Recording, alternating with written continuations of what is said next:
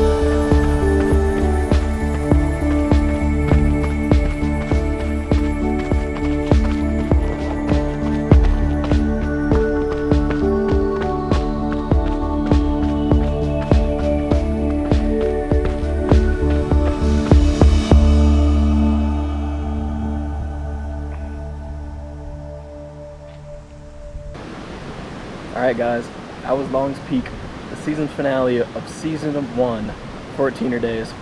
Hope you guys enjoyed. Today was a good day, but more than that, it was just a great season. It was kind of my reach goal to hit 40 peaks this summer, and look what we did, 40 peaks. So I'm super pumped.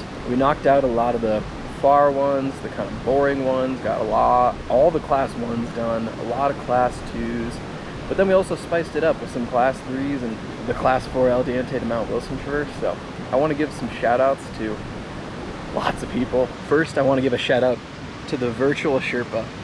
I'll have a link to his YouTube channel in the description below, but he puts out just the most banger content, running, hiking, climbing, super cool stuff. You guys should all check it out. I'm a total fanboy of the channel. Yeah, make sure you check that out, like his videos, click that subscribe button on him.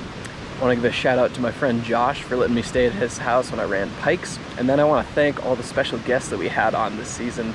Charlie, Will, Barb, and then of course my mom. So we only have 18 peaks left, so stay tuned. Next season there'll be 18 more summits and 3 more of the Great Traverses. Hope you guys enjoyed.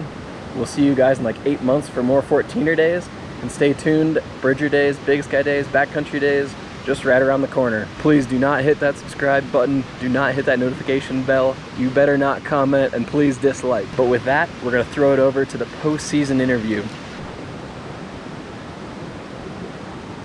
Oh, thank you all for coming. Got about 5 minutes for questions, so let's let them rip. Yeah, this is Ted with 7 News. Just curious, what are your favorite episodes from this season? I mean, if I had to give like a top 3 days for the season, obviously number 1, El Diente to Mount Wilson Traverse. That was super sick. Wilson Peak was really banger. I did that on the 4th, and that was really fun. Sneffels Southwest Ridge. That's the top 3 for sure. I think those are my favorite episodes, but some of the easier ones were fun too. Like I think San Luis was really slept on. I had a really good time doing that. Antero via the Little Browns Creek was really fun. So a lot of good episodes there. Yeah. This is John with Sports Illustrated. Just wondering, do you have any shout-outs or people you want to thank that made the season possible?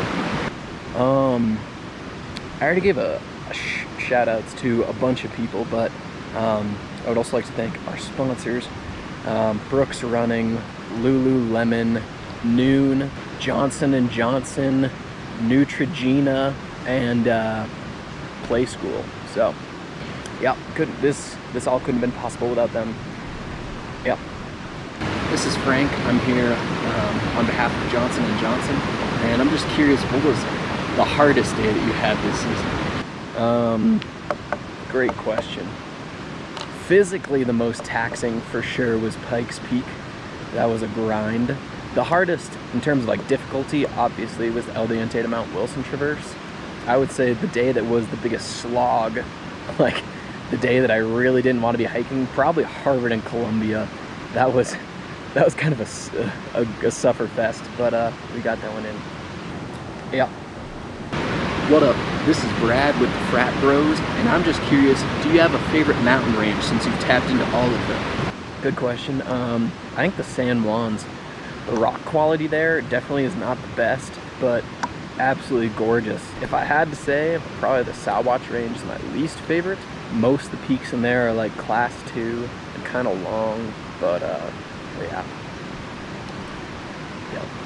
Hey, this is Lindsay with Hairstyling Monthly, and I'm just curious, are there any mistakes that you felt like you made or things you want to do differently? Not necessarily. To be honest, I'm pretty pleased with the way things turned out. I think getting to 40 any way you can is pretty darn awesome. I definitely left a lot of class 3 and 4 for next year, which I'm actually really excited about. I think it's going to be super sick. So kind of front-loaded all the, I don't want to say boring content, but I kind of front-loaded the like less interesting peaks, and then really going to have some bangers left next year. Yep. This is Tom here with Melanzana, and I'm just curious what we should be on the lookout for next season. Next season, the goal is to finish. I only have 18 left. Stay tuned for more heat content. You know what it is. I don't know what just happened, but in the middle of recording that video, a bunch of bees flew out and I got stung like 5 times. So I hope you guys are enjoying this stupid content because I'm sacrificing.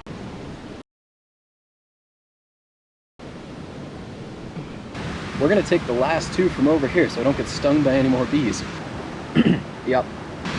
This is Jim from the office, and I'm just curious, are there any funny stories or interesting things that happened that you want to share? When I did Sneffels, for some reason I was not sure that if the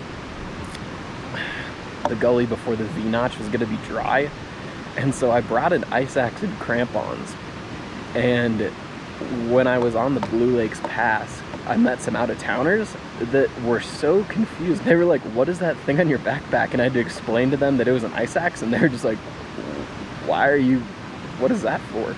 And I was like, well, I don't know, there might be snow over there.